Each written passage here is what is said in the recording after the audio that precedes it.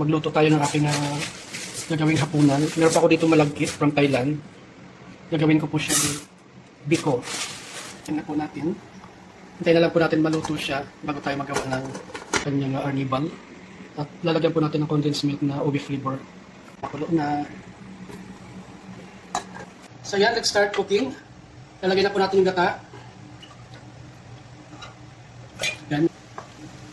Yan. Kumukulo na po yung ating gata. Lalagyan na po natin yung ating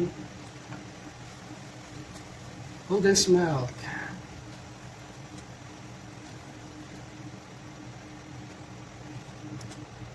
Hintayin lang po natin siya maluto totally yung gata at lumapit ng ating arnibal.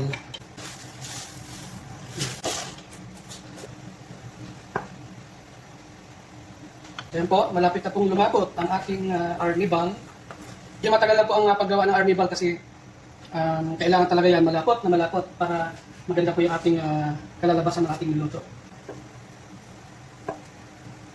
Yan, sa puntong ito ay akin na pong ihinaan ang ating apoy. Nalagay na po natin ang ating malagkit. Sinaing na malagkit.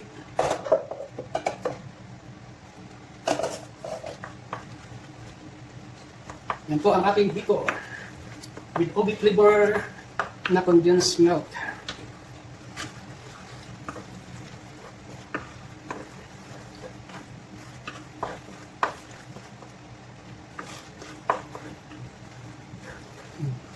Ang ganda ng kulay, oh. Yan po, oh.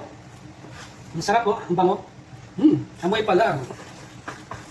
Nakakatakam. Malagkit na po yung ating biko.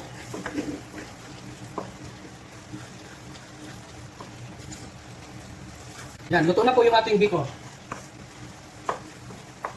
That's it. Pansit.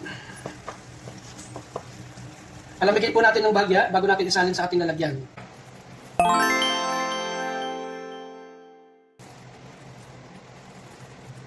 Yan po. Yummy. Usok-usok ang ating biko.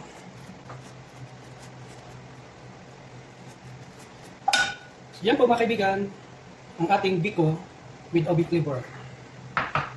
Yan po mga kaibigan, bye-bye. Tikiman time na naman. Meron naman mabubusog na dyan.